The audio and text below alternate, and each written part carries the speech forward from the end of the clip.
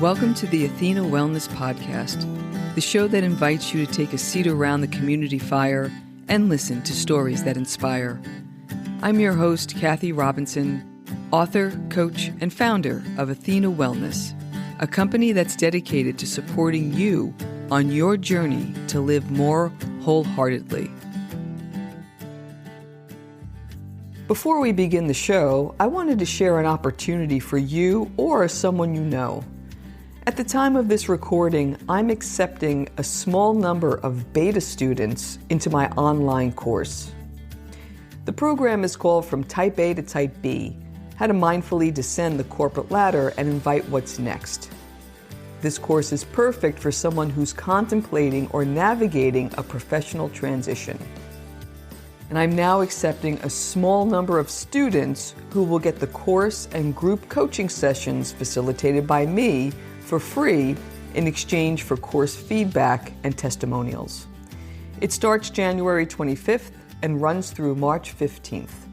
Those interested can send an email to hello@athenawellness.com and I'd be happy to share more. I'm looking forward to connecting. Hello, friends, and welcome. Thanks so much for joining me for this shortened Wellness Wednesday episode. A little midweek boost to help keep your warrior vibe high. I recently received a summary from the platform that hosts the Athena Wellness Podcast, and I was thrilled to find that in 2022, this podcast was downloaded in 32 countries. It warms my heart, and I feel you out there, and I just want to say thanks again for your amazing support. I really appreciate it. Today's show is a Walking the Talk Vancast, a look behind the scenes into what I'm learning and working through, along with a takeaway for you.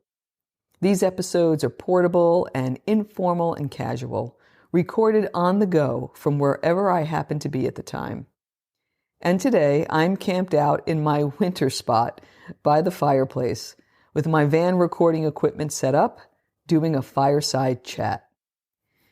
Here's what I have on my mind: a dance choreographer, sourdough starter, and sparks of inspiration that feed a creative life. How's that for an introduction to a Vancast? Let me explain. We had some nice warm temperatures in early January in the northeastern part of the United States. One afternoon was so nice, I took a long walk on one of my favorite trails. I usually walk without listening to anything. But on this day, at the beginning of the new year, I wanted to be engaged with a new idea. So I searched my Audible library and found an audiobook that I bought a few years back and never listened to. It was by musician Jeff Tweedy, called How to Write One Song. I was drawn to this not only because I've been listening to his music for more than 25 years, but because during that time, he's allowed us to witness his growth as an artist, from early beginnings to flashes of brilliance to commercial challenges. As I walked and listened, I got much more than I anticipated. While my senses were soaking in sunlight and warm breeze, my body was moving in sync with his narration, and I was completely absorbed in his story.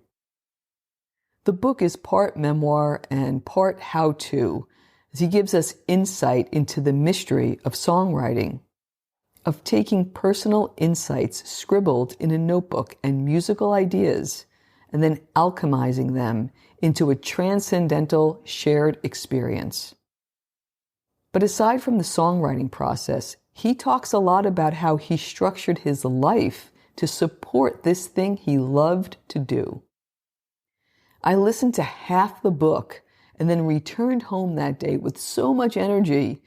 It's a wave of inspiration I'm still riding. And in the wake of this experience, I started 2 little side writing projects that continue to draw me in. It's also led to deep conversations with my writing friends on what it means to live a creative life. It's hard to define.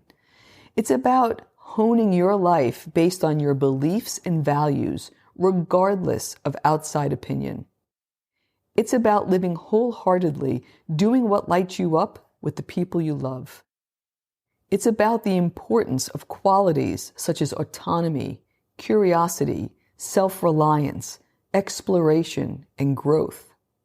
And from a wellness perspective, living creatively increases well-being because those who choose to live this way find deep and meaningful connection with their lives. The more I learn about living creatively, the more I've come to value my own quirks because now I see the connection. Things like creating structure and habits so I can satisfy my need to let my mind wander. Being open to where ideas may come from and creating an environment where they feel welcome. Enjoying the sensual elements of everyday life. My need for privacy for my creative work, especially when I'm just getting started, and fiercely protecting my private time to work on my creative projects. These character traits aren't oddities so much as they support and infuse my life with creativity. Living creatively is about making sense of the world, and I seem to need the slow-moving analog parts of life to balance the fast-paced virtual ones. There's also an element of risk, of living in a different way, of trying new things, being more visible, investing in myself, and then honoring that investment. Bottom line, creative living isn't just for artists. It's about life engagement. It's daily choices and actions that uniquely shape a life. It's following what intrigues you, whether it makes logical sense or not. It's being open to unique problem-solving opportunities and a willingness to be in full contact with your life. Which, oddly enough, leads me to bread. I missed the initial wave of bread making when the pandemic hit a few years back. I was finishing and promoting my book at that time. What drove me to start caring for sourdough starter like I would a baby is that the bakery that I've gotten sourdough bread from no longer delivers to my area. So I decided to take the plunge, and a few months ago, I tried making my own. Maintaining sourdough starter isn't as bad as I anticipated. I keep a little in the fridge and I feed it every few weeks. It was feeding time this weekend, and while I was caring for it, I realized I liked the ritual and the sensuality of it. The yeasty smell reminded me of sipping those first teenage beers decades ago. And as it activated on my kitchen counter, what seemed to be inert began bubbling up in a matter of hours. And I wondered, how does this mixture of just flour and water come to life?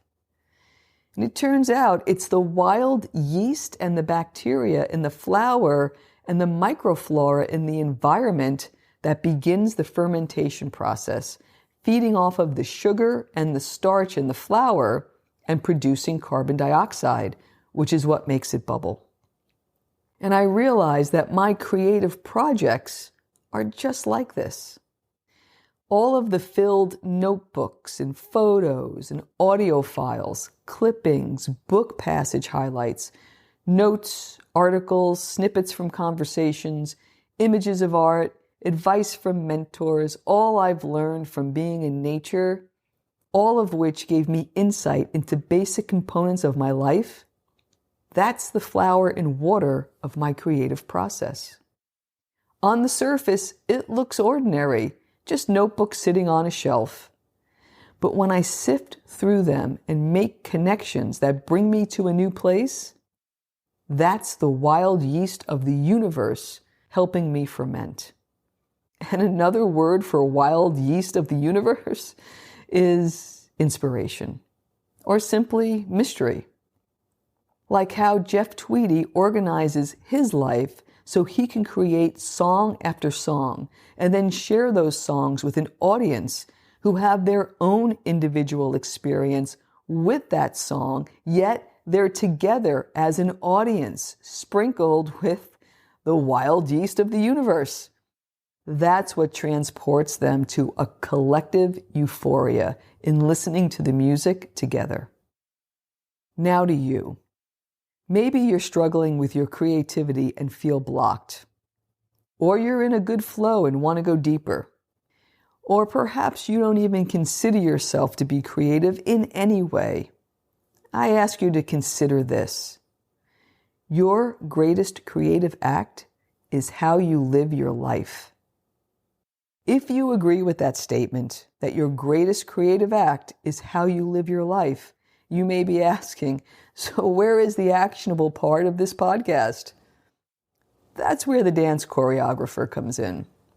Remember at the beginning of this podcast, I mentioned that I was thinking about sparks of inspiration, sourdough starter, and a dance choreographer? Well, here's her cue. Twyla Tharp wrote, in my view, one of the best books on creativity I've ever read.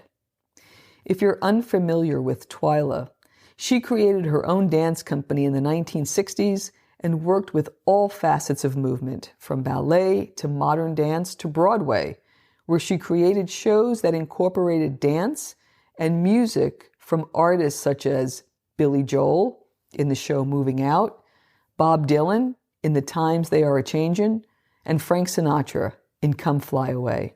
And she's still creating today. In her first book, The Creative Habit, she cites Harvard psychologist Stephen Kosslyn in presenting 4 ways to act on an idea: generate it, retain it, inspect it, and transform it. I love this framework. It's so simple, yet it is so powerful. So my takeaway for you is this.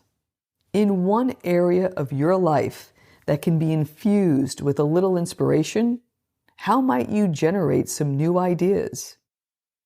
And once you do, how can you find a way to retain them? When you have a collection, take them out and inspect them. And then let them sit and allow the wild yeast of the universe to help you transform them into something that delights you. Experiment, dabble, break the rules, create new ones, have fun in your creative lab. It's a wonderful place to balance your human experience with divine mystery. Just because. Creative living is a reflection of who you are. And you may find, as I have, that you like moving through the world this way. You are the amalgamation of all the bits and pieces you've collected throughout the years. Enjoy this world. It's one that you've created. After all, your life is a work of art. Thank you so much for joining me today. I know there are many ways you can spend your time. Thank you for choosing to spend it with me. Until our paths cross again, be kind to yourself and show your warrior spirit some love. If you know anyone who could benefit from today's episode, please pass it on. And many thanks for supporting the show by subscribing and leaving a review. It means a lot, and it helps others find their way to our circle. If you'd like to access the show notes, have a question you'd like addressed on a future episode, or would like a transcript of this episode, visit www.athenawellness.com/podcast. Until next time, be well.